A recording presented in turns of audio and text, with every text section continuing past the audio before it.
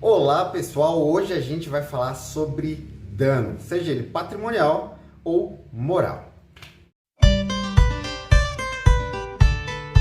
Olá para você que ainda não é inscrito, que ainda não conhece o Cantinho do Direito, esse aqui é o local onde você vai estar tendo pílulas diárias, um conteúdo bem rapidinho, apenas para revisar, para conhecer mais sobre o seu direito, sobre a produção de peças, sobre termos jurídicos e todo esse mundo que a gente está imerso do direito e que é importante. E hoje o assunto é sobre dano, tanto material quanto moral, quais são os tipos, como entender melhor esses conceitos para você poder proteger o seu direito.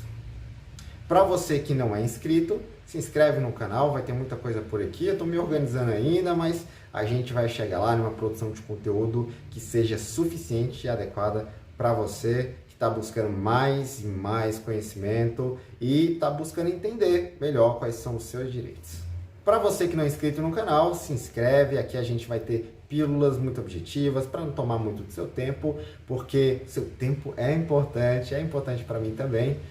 E eu quero deixar tudo muito bem claro, sucinto, objetivo, porque a gente não tem problema. Se você não é inscrito, se inscreve no canal, deixa o seu gostei, coloca nos comentários o que está achando desses micro vídeos que podem se estender ou não, a depender do interesse mesmo de vocês, de conhecer o seu direito, de ver um assunto específico e a gente vê como desenrola isso aqui por hoje.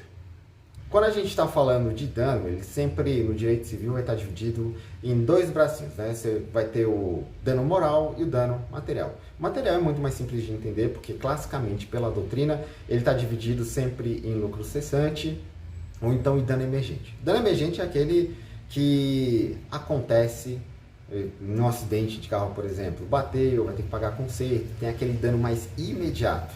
Esse é o dano emergente. Você também tem o lucro cessante, que é aquilo que a pessoa poderia ter ganho e não vai ganhar porque sofreu esse dano no bem jurídico, né? Teve a diminuição desse bem jurídico, e isso é a classificação mesmo do dano, né? A diminuição de alguma coisa, ou a rasura, é sempre um arranhado, uma batida, alguma coisa que prejudique.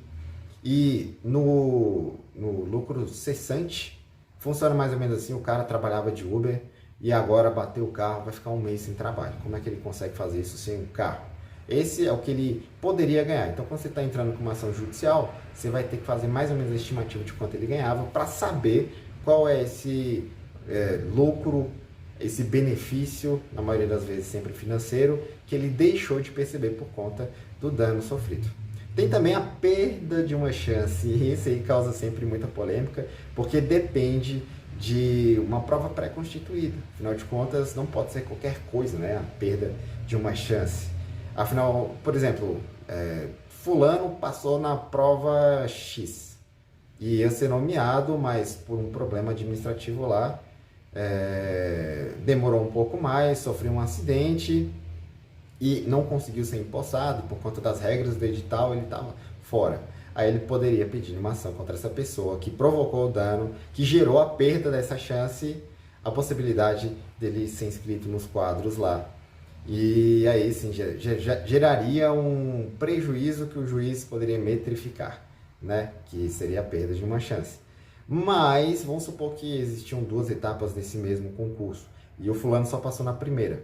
Não existe uma certeza razoável de que ele passaria no segundo. Então não daria para classificar como perda de uma chance nesse caso, porque dependeria mesmo dele fazer a prova para saber se era apto ou não, porque o simples fazer a prova não indicaria que ele está pronto. Nesse caso, segundo, não caberia a perda de uma chance, embora já seja reconhecido pela jurisprudência como possível, mas não tem aquela coisa em ré ipsa, né? Quando você não precisa produzir a prova em si. Depois a gente vai falar do dano moral. Esse, na grande maioria das vezes, é para proteger os direitos que estão previstos lá no artigo 1º da Constituinte, que são os direitos e garantias fundamentais. Quando você tem essa parte lesada, né, você tem sempre o âmbito psicológico, moral, que você tem que estar avaliando, porque são importantes para poder definir. E hoje em dia é reconhecido até o dano estético, né? Você sofre um acidente, machucou o rosto, teve que fazer cirurgia, ficou com uma mega cicatriz, dano estético já é reconhecido.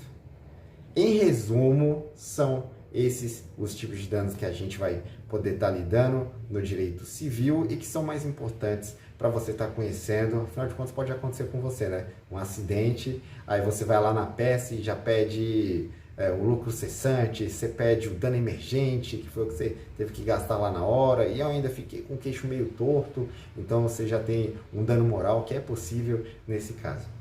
Se você gostou do vídeo, deixa o seu like, deixa o seu comentário, que é para eu saber mesmo. E eu vejo você no próximo.